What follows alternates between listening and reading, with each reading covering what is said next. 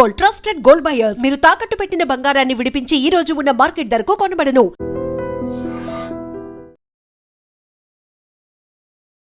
Hello views, welcome to iDream media. అసలు cricket మీద ఉండే మోజు గురించి వేరే చెప్పనక్కర్లేదు. ఎందుకంటే గల్లీలో జరిగే క్రికెట్ అయినా, అటు నేషనల్ ఇంటర్నేషనల్లో జరిగే క్రికెట్ అయినా, వామ్మో ఈ యూత్కి మామూలు పిచ్చి కాదు. ఎందుకంటే మ్యాచ్ జరుగుతుందంటే చాలు టీవీలకు అతికిపోతుంటారు. అలాంటిది మన ఏరియాలో మ్యాచ్ జరిగితే ఇంకెంత జోష్గా ఉంటారు. ఎస్, జోష్ ఉండడము కరెక్టే, కానీ క్రికెట్లో జరిగే చిన్న చిన్న తగాదాల కారణంగా ఇంట్లో ఒకరికి గర్భశోకాన్ని మాత్రం మిగిల్చకండి దయచేసి. ఎందుకంటే రీసెంట్గా విశాఖపట్నంలో ఆర్లవ ప్రెమిసెస్లో జరిగినటువంటి క్రికెట్ కారణంగా జరిగిన గొడవ ఒక కుటుంబంలో విషాదం నిలిపింది.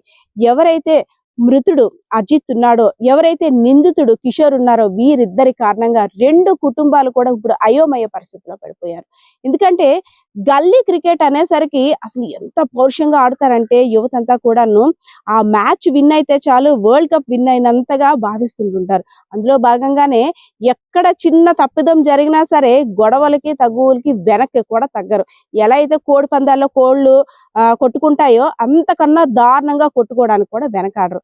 కానీ మీరు చేస్తున్న ఇలాంటి పనుల వల్ల అసలు ఎలాంటి ఇబ్బందులు ఎదుర్కొంటారో కూడా ఒకసారి విశాఖపట్నంలో జరిగినటువంటి సంఘటన చూస్తే మీకు అర్థమవుతుంది అనుకుంటున్నాను. విశాఖపట్నం జిల్లా ఆర్లవలో ఉన్నటువంటి కొన్ని ఏరియాలకు సంబంధించినటువంటి కుర్రాళ్ళందరూ కూడా టోర్నమెంట్ ఆడేందుకు సిద్ధమయ్యారు.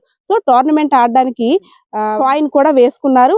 3 జట్లు కూడా ఆడాయి. అందులోని 2 జట్లకి సంబంధించి డ్రా తీయగా 2 జట్లు ఆడడానికి సిద్ధపడ్డారు. ఇంకో జట్టు అయితే మాత్రం టైగా మిగిలిపోయింది. సో 2 జట్లు ఆడుతుండగా ఇంకొక జట్టు నుండి ఒక వ్యక్తి వీళ్ళకి ఎంపైర్ గా వ్యవహరించాడు.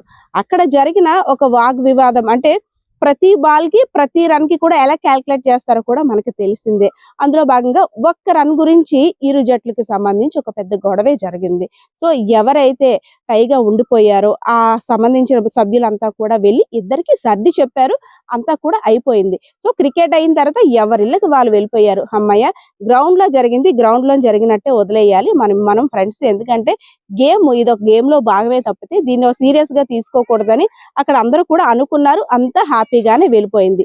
సో సాయంత్రం అయ్యేసరికి ఎవరైతే అజిత్ అన్నాడో, మృతుడు అజిత్ రోడ్డు మీద వెళ్తుండగా నిందితుడు కిషోర్ అనే వ్యక్తి అతి దారుణంగా ఆర్లవ ప్రెమిసెస్ లో ఉన్నటువంటి ఆ వ్యక్తిని రోడ్డు మీద అతి కిరాతకంగా చంపడంతో ఒక్కసారిగా ఆర్లవ ప్రాంతం అంతా కూడా ఉలిక్కి పడింది. ఎందుకంటే అసలు ఏమవుతుందో కూడా అక్కడ తెలియదు, ఏం జరుగుతుంది. ఇప్పుడు దాకా కూడా నార్మల్ గా ఉన్న రోడ్డు అంతా కూడా రక్తపాతంలా మారిపోయింది. ఒక చిన్న పాటి తగాదా పెరిగి పెరిగి పెరిగి పెరిగి కూడా పెద్ద గొడవగా మారిపోయింది. అసలు ఏం జరిగిందని ఏ ఒక్కరు కూడా అర్థం కావట్లేదు. అయితే తర్వాత పోలీసులు ఇచ్చిన సమాచారం మేరకు ఆదివారం మధ్యాహ్నం జరిగిన క్రికెట్ కారణంగా కొంతమంది యువకుల్లో జరిగిన గొడవే ఈ హత్యకు కారణం అంటూ కూడా పోలీసులు తేల్చేశారు.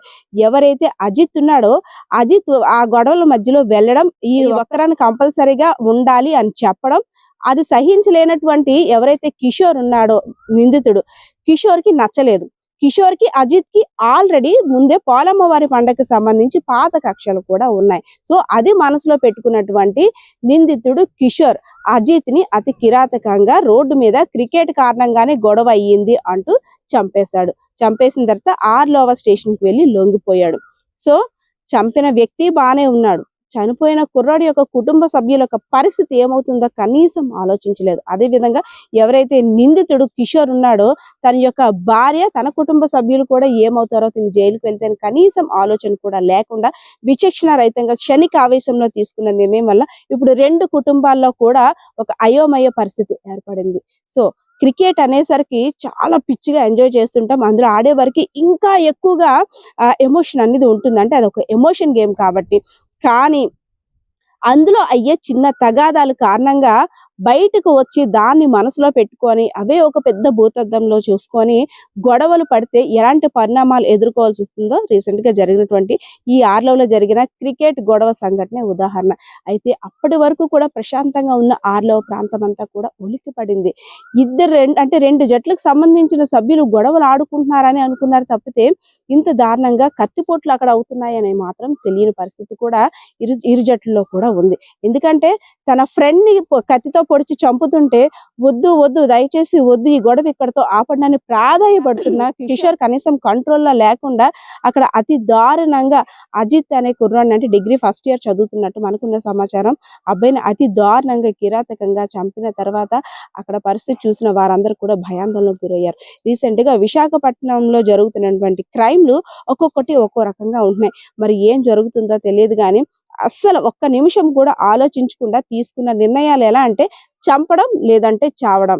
క్రైమ్ చేయడానికి అసలు వెనకాడటం లేదు, అసలు భయం కూడా లేకుండా కత్తులు కటార్లు అన్ని కూడా చేతిలో పట్టుకొని ఒక మనిషిని పొడిచి చంపడం అంటే వామ్మో, మాట్లాడడానికి సినిమాలో చూడడానికే భయపడతాం. అలాంటిది రియల్ గా అక్కడ జరుగుతున్న పరిస్థితులు చూస్తుంటే అక్కడ ప్రజలకి ఇంకా ఎలాంటి పరిస్థితి ఉందో కూడా మనం ఊహించుకోవాల్సిన అవసరం కూడా ఉంది.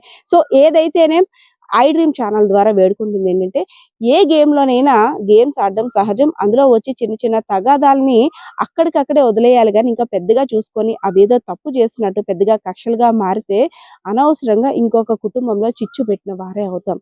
సో వేసవి సెలవులు వస్తున్నాయి కాబట్టి తల్లిదండ్రులందరూ కూడా పిల్లల్ని చాలా జాగ్రత్తగా గమనించాలి. అదేవిధంగా క్రికెట్ గేమ్కి సంబంధించి గేమ్ని గేమ్గానే చూడాలి తప్పితే ఇంకా వేరే రకంగా ఏదో కక్షల రూపంలో చూడకూడదు అని ఎవరైతే మృతుడు అజిత్ ఉన్నాడో తన ఫ్రెండ్స్ అందరూ కూడా మిగిలిన యూత్ అందరికి కూడా వేడుకుంటున్న పరిస్థితి కూడా కనిపిస్తా ఉంది. కెమెరా పర్సన్ బాలకృష్ణతో పద్మ, ఐ డ్రీమ్ మీడియా.